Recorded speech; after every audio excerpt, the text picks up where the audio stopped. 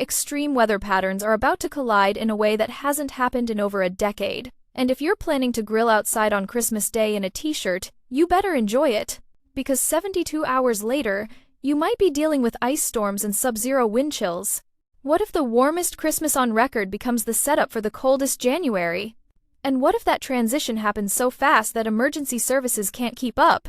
In 30 seconds, I'll reveal the exact timeline when temperatures swing 50 degrees in 4 days, why ice storms are more likely than snow after Christmas, and the atmospheric blocking pattern that could lock brutal cold over America for all of January. Here's your 30-second critical info. Christmas Day, 80-degree temperatures possible across Texas.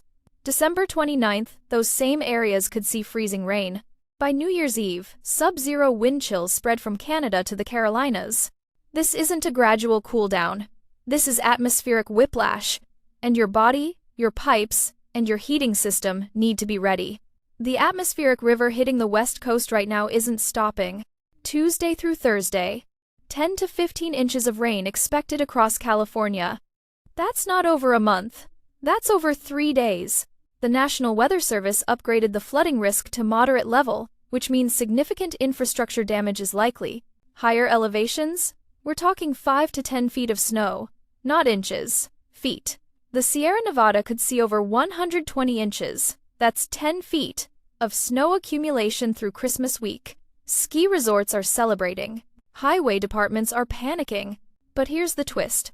While California drowns and the mountains get buried, the central and eastern United States are about to experience record warmth, not just mild, record-breaking, temperatures 20 to 40 degrees above normal. People in Nebraska wearing shorts on Christmas. Children in Michigan having picnics instead of snowball fights. Proverbs chapter 26 verse 1 says, "Like snow in summer or rain in harvest, honor is not fitting for a fool." God's creation follows patterns. When we see snow in summer or 80 degrees at Christmas, we're witnessing atmospheric extremes that demand our attention and preparation. The warm bubble starts building today. By Tuesday, 70-degree temperatures spread across the southwest to Florida. Wednesday, warmth reaches the Carolinas. Thursday is the peak, the biggest and warmest day. Southern states hit the 70s and 80s. Even northern areas reach the 50s and 60s. This is the barbecue weather I mentioned. Enjoy it while it lasts. Friday begins the transition. A cool front appears on the maps. Not dramatic yet, but it's coming. Saturday, December 28th, the pattern flips. Cool air rushes in behind Christmas warmth. This is when freezing temperatures return. This is when the dangerous weather begins. At minute 5, I'll explain the blocking pattern that makes this transition different from normal cold fronts. But first, understand what makes this setup particularly treacherous. When extreme warmth meets incoming cold, the battleground produces ice, not snow. Warm air holds more moisture. As cold air undercuts that moisture, precipitation falls. But surface temperatures hover right around 32 degrees Fahrenheit. That's the ice zone. Snow falls when it's cold throughout the atmosphere. Ice forms when there's a warm layer aloft and cold at the surface. Rain falls, hits the cold surface layer, freezes on contact. This coats everything. Roads, power lines, tree branches. Weight accumulates. Infrastructure fails. The models show this exact scenario, Friday night into Saturday, across the north-central states, the Midwest, Great Lakes, and Northeast. Multiple chances for ice storms. Not one event, multiple events as waves of moisture interact with the advancing cold. Power outages become likely, not from heavy snow that can be cleared, from ice that weighs down lines until they snap. Emergency crews can't prevent this. They can only respond after failures occur. Here's the 5-minute promise. The atmospheric blocking pattern that could trap this cold for weeks. The North Atlantic oscillation, abbreviated NAO, is entering negative phase. This means high pressure builds near Greenland, blocking the normal west to east flow of weather systems. When the NAO goes negative, storms can't escape out to sea. They're forced to affect the eastern United States repeatedly.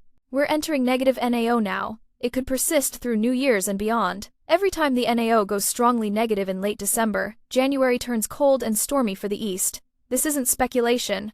This is 60 years of climate data showing consistent pattern. The Arctic oscillation, abbreviated AO, is also trending negative.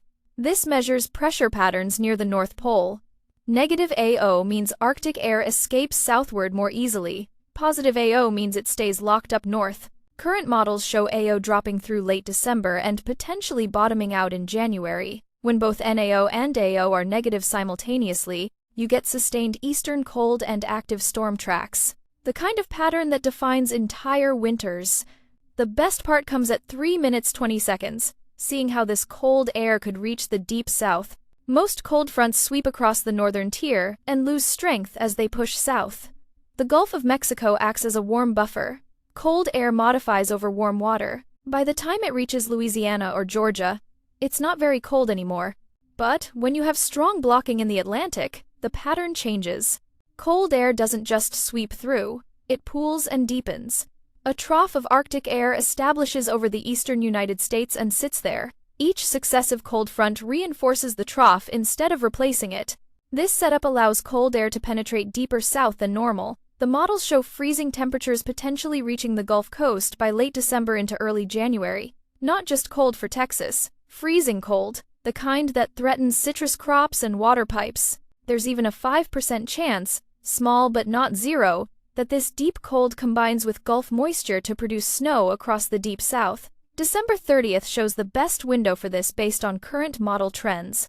Oklahoma, Arkansas, Mississippi, Alabama could see accumulating snow if everything aligns. 5% isn't high, but it's not impossible. And in weather forecasting, we watch low-probability, high-impact scenarios carefully because when they verify, they're historic. Matthew chapter 24 verse 20 says, "Pray that your flight will not take place in winter or on the Sabbath." Even Scripture acknowledges winter's challenges. Preparation isn't lack of faith, it's wisdom. Now let me walk you through the day-by-day timeline so you know exactly when each phase hits. Sunday today, atmospheric river continues pounding California. West Coast sees heavy rain, mountain snow. Central and eastern states enjoy above normal temperatures. This is the calm before the warm peak. Monday, December 23rd, warmth intensifies. 70s spread across more areas. West Coast flooding risk increases. National Weather Service maintains moderate risk for flash flooding across northern and central California. Tuesday, December 24th, Christmas Eve, peak warmth begins. Southwestern states into Florida see 70s and low 80s. West Coast continues getting hammered. 5 to 7 inches of rain in valleys.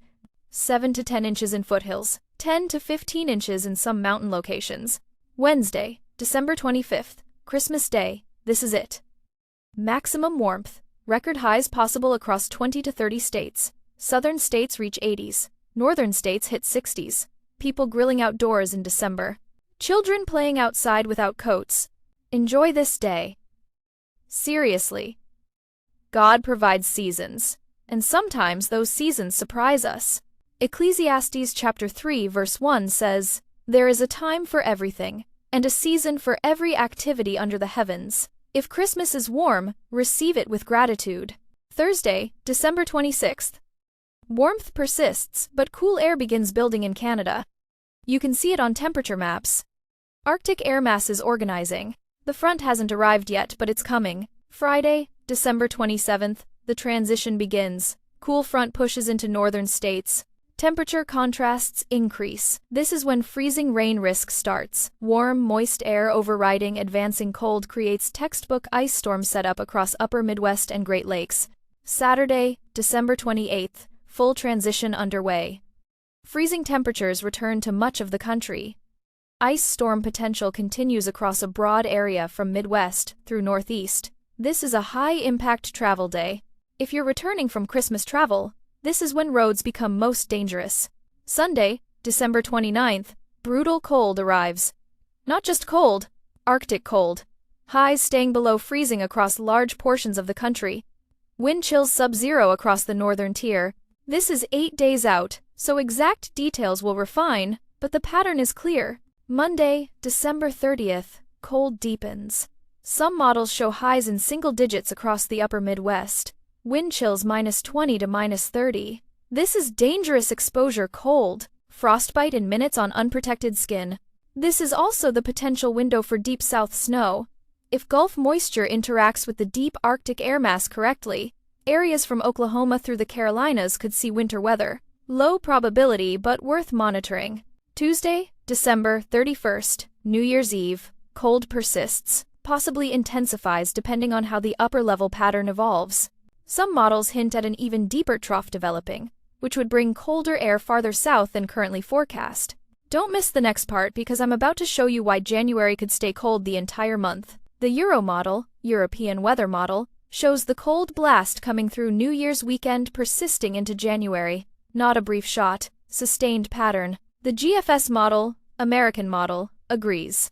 It shows the trough digging even deeper and staying locked in place through mid-January at least. The Canadian model also shows agreement. 3 major global models rarely align on long-range cold this strongly. When they do, confidence increases that the broad pattern is correct even if specific details vary. The 850 millibar level, which represents temperatures about 5,000 feet up, shows freezing air mass covering most of the eastern United States by New Year's weekend. That's the steering level where storm systems move. When it's that cold aloft, surface temperatures stay well below normal. Wind chills become the critical factor. When temperatures are 10 above zero but winds are 20 miles per hour, wind chill drops to -10. At -10 wind chill, exposed skin can freeze in 30 minutes. At -20, which some models show for the upper Midwest, it's 10 minutes. At -30, it's 5 minutes. This isn't about scaring people. This is about respecting what extreme cold can do to human bodies and infrastructure. Natural gas demand spikes, heating systems run continuously, pipes freeze in unheated spaces. Vehicle batteries fail. These are predictable consequences of sustained Arctic air. The concerning element some models are hinting at, the Canadian model shows freezing temperatures penetrating deeper south than the European model. If the Canadian model is right, we could see hard freezes into the deep south, potentially threatening agriculture and unprepared infrastructure. A hard freeze in Florida damages citrus crops. A hard freeze in Texas strains power grids, as everyone runs electric heat simultaneously. These aren't hypothetical concerns. Texas experienced this in February 2021. Rolling blackouts. Infrastructure failures. Preventable deaths from cold exposure. I'm not predicting Texas 2021 repeat, but I'm identifying similar atmospheric signals that warrant preparation and monitoring. Romans chapter 8 verse 28 assures us, "And we know that in all things God works for the good of those who love him, who have been called according to his purpose." Even extreme weather serves purposes we may not immediately understand. Our task is wise preparation, not panic. Here are 7 action steps for the next 10 days. Step 1. Enjoy Christmas warmth but prepare for the flip. Don't let warm weather lull you into forgetting winter preparations. Check heating systems. Verify thermostats work. Identify backup heat sources. Step 2. If traveling for Christmas, plan return travel carefully. December 27th and 28th look most challenging for ice. If you have flexibility, return December 26th before the front or delay until December 29th after ice potential passes. Step 3. Protect pipes now while it's warm. Insulate exposed pipes. Know where your main water shutoff is. Open cabinet doors under sinks when cold arrives to allow warm air circulation. Step 4. Vehicle winterization. Battery test, antifreeze check. Windshield washer fluid rated for sub-zero. Emergency kit with blankets, water, snacks, flashlight. Step 5. Stock pantry before December 27th. Once ice storm potential begins, stores will be mobbed. Get ahead of the rush. 3 days of food and water minimum. Step 6. Charge all devices before the weekend. Phones, tablets, backup batteries. If ice brings down power, charge devices are your communication lifeline to emergency services and loved ones. Step 7. Identify vulnerable neighbors now. Elderly, medical needs, anyone who might struggle in extreme cold or power outage. Exchange contact information. Create check-in plan. These 7 steps take maybe 2 hours total, but they position you to handle whatever develops safely and confidently. Tomorrow I'm releasing the Ice Storm Survival Guide.